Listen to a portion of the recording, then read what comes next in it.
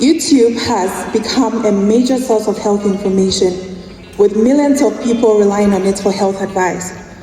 However, this raises a very important question. How reliable are these videos, particularly for life-impacting procedures like plastic surgery? Past studies have shown that about 85% of people in the realm of plastic surgery tend to go to YouTube and watch videos even before they walk into the consulting room to meet with a doctor. Our study focuses on using standardized tools and metrics to assess the reliability of online plastic surgery videos that are targeted at African audiences. This study was a cross-sectional study where we extracted metadata from videos hosted on YouTube. My co-authors and I came up with a video search strategy, and we came up with a list of keywords, which were 20 in number. And some of these keywords were plastic surgery in Africa, reconstructive surgery in Africa, breast reconstruction, and many others. The browser we used for our search was Google Chrome, and we set our search settings to relevance to replicate what the typical patient would see when they type any of these keywords in their search bar. We did a pilot evaluation to refine our search strategy and process. And for each keyword, the first 50 video results were logged into our Excel spreadsheet for analysis.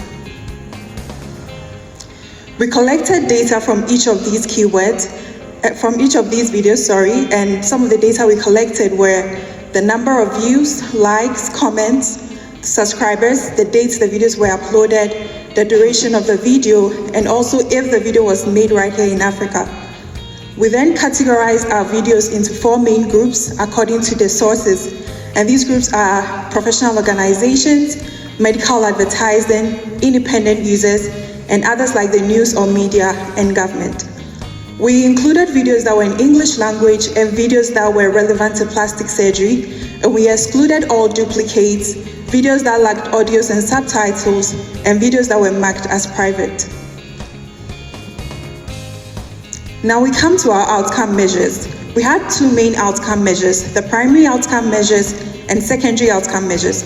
The primary outcome measures looked at the reliability of the videos, and we used 2 tools to assess that. We used the modified DADSON score and then the JAMA benchmark criteria. For the modified DADSON score, it looks at 5 key things. It looks at the reliability of the video, the clarity of the video, bias, reference supplementation, and uncertainty of the video content. The highest you can score on this tool is 5. So for a video to have a modified DADSON score of 5, it means that that video is highly reliable. Now the next tool is the JAMA benchmark criteria, which looks at 4 key things. It looks at the authorship, attribution, disclosure, and currency. And here too, the highest you can score on that tool is 4. So for a video with a JAMA score of 4, it means that that video is highly reliable. Now the secondary outcome measures looks at the engagement of the videos. And engagement is a key measure of how well your content resonates with your audience. High engagement boosts visibility as platforms like YouTube prioritize popular posts and help you reach more people organically. So for our study, the metrics we used to assess engagement were the likes to view ratio and the comments to view ratio. The likes to view ratio was calculated using the number of likes over the number of views expressed as a percentage, and the target to be considered an engaging content is 4%. And the comments to view ratio was also calculated using the number of comments over the number of views, also expressed as a percentage, and the target to be considered engaging is greater than 0.5%. For the data analysis, we performed descriptive statistics, and we used the Mann-Whitney test for bivariable comparisons. For the regression analysis, we did ordinal logistics for primary outcomes and beta regression for secondary outcomes.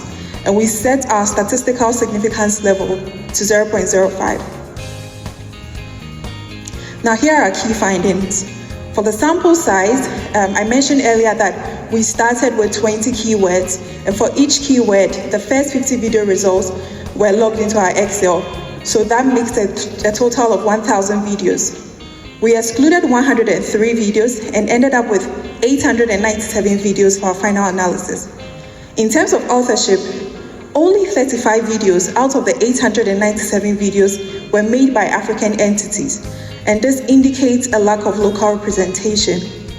For the sources of plastic surgery videos, looking at the pie chart on the right, we can see that independent users dominated the chart with a percentage of 53.6%, followed by academic videos with a percentage of 22.7%. The median duration of these videos were 4 minutes, with a median of 18.8 views per day. Now, the quality and engagement of these videos. Using the modified DADSON score, the videos averaged a median of 3 out of 5, and using the JAMA criteria score, the videos averaged a median of 3 out of 4. African videos and medical advertising videos performed poorly in terms of reliability. And looking at the bar chart on the right, we can see that medical advertising or for-profit videos scored the lowest median DADSON score as compared to the other groups.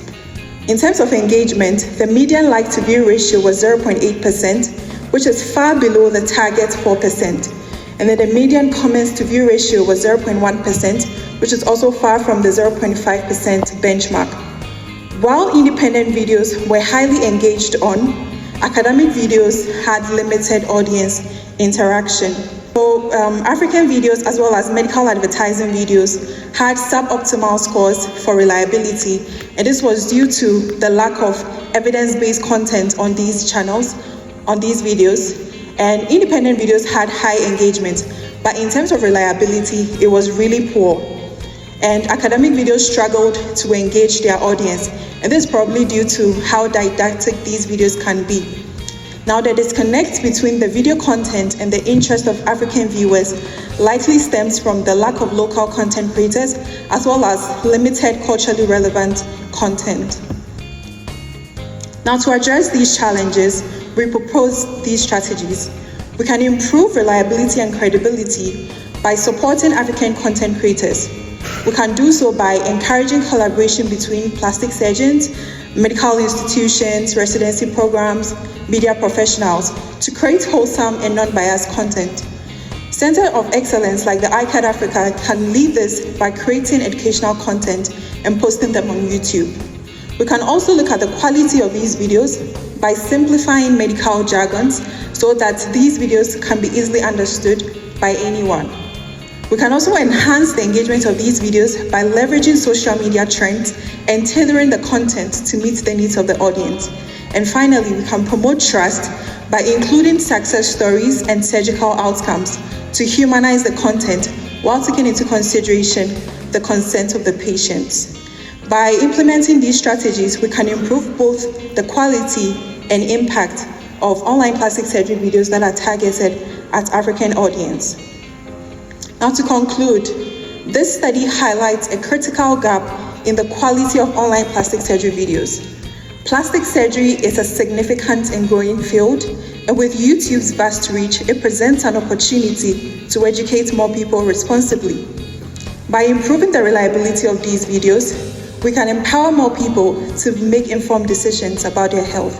Thank you for your time and attention.